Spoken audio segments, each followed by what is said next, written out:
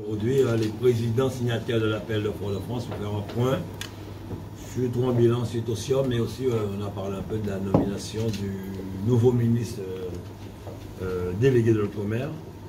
Et nous avons surtout apprécié quand même, et Serge le disait en fin de réunion, la présence de notre ami président de Mayotte, Benissa Ousseni, qui a fait quoi, près de 20 heures de vol pour venir à cette réunion. Nous avions eu la présence de Gabriel Serville qui a dû partir parce qu'il a une vision avec un ministre, et Saint-Martin, et surtout nous apprécions effectivement aujourd'hui l'intégration de Saint-Pierre et Miquelon qui nous a rejoints.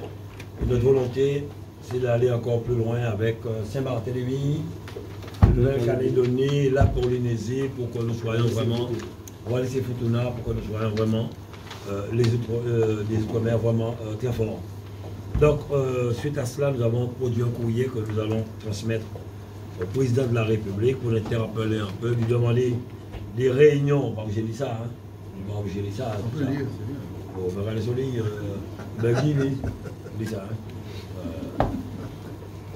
Monsieur le Président de la République, le 16 mai 2022, nous lançons depuis la Martinique l'appel de Fort-de-France. Ce cri d'interpellation à votre adresse en tant que chef d'État visait à vous alerter sur la nécessité de réorientation des politiques de développement d'outre-mer, capable de mieux lutter contre les inégalités, de favoriser une croissance durable et des changements substantiels sur le plan institutionnel, afin d'assurer une différenciation porteuse de responsabilités et d'initiatives locales. Le 7 septembre 2022, à l'occasion de la rencontre organisée au Palais de l'Élysée, vous avez donné un gage de la pleine prise en considération de l'appel de Fort-de-France en fixant un double calendrier, celui du comité interministériel Outre-mer, SIOM, et d'autre part, celui de négociation avec le gouvernement en perspective d'une réforme institutionnelle pour ceux des pays d'outre-mer qui s'inscriraient dans une telle démarche. Près d'un an après cette rencontre, nous saluons l'organisation de SIOM ainsi que les mesures qui y ont été arbitrées. Certaines d'entre elles méritent cependant d'être approfondies et débattues.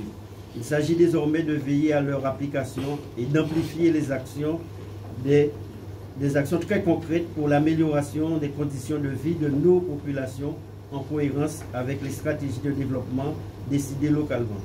Il s'agit aussi, conformément à votre engagement, de maintenir ouvertes les portes d'une discussion d'avenir afin, dans le cadre de la prochaine réforme constitutionnelle que vous avez annoncé, de répondre aux besoins de mise en cohérence des compétences, des pouvoirs et des moyens dédiés à leur mise en œuvre dans une différenciation dont nous partageons l'ambition.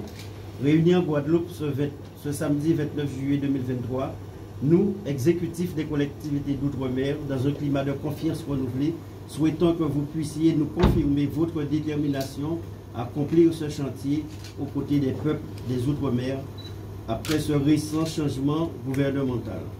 C'est dans cet esprit que nous vous proposons de vous rencontrer dès la fin du mois d'août dans le cadre d'une réunion qui pourrait se pérenniser annuellement. Dans l'attente de votre retour, nous vous prions d'agréer, Monsieur le Président. Salutations. Alors, ce qui est important pour nous maintenant, c'est que nous ayons un retour du président de la République ou d'une personne ayant pouvoir de décision pour que nous puissions mettre en place un calendrier de travail sur les points, les 72 points du SIOM, et pour que nous puissions avancer ensemble. Ce qui est ressorti de cette réunion, c'est l'unité à avoir, l'unité qu'on affiche aujourd'hui pour que nous puissions être entendus. Nous savons qu'il y a eu effectivement des avancées, mais ce n'est pas encore cela, il y a autre chose. Et il faudrait que nous puissions rester vigilants tout au long de l'année qui vient. Nous avons dans ce courrier parlé de SIOM une fois par année.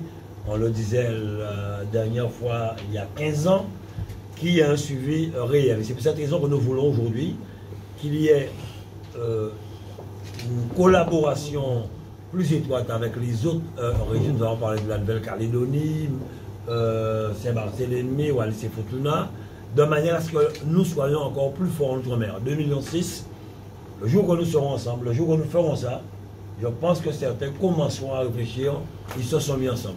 Et l'autre chose, nous pensons aussi rapidement demander une réunion à la présidente de l'Union européenne pour pouvoir nous entendre et parler des difficultés que nous rencontrons en fonction de l'utilisation de fonds européens pour nos territoires. Donc en gros, c'est cela. Je ne sais pas si vous avez quelque chose à rajouter.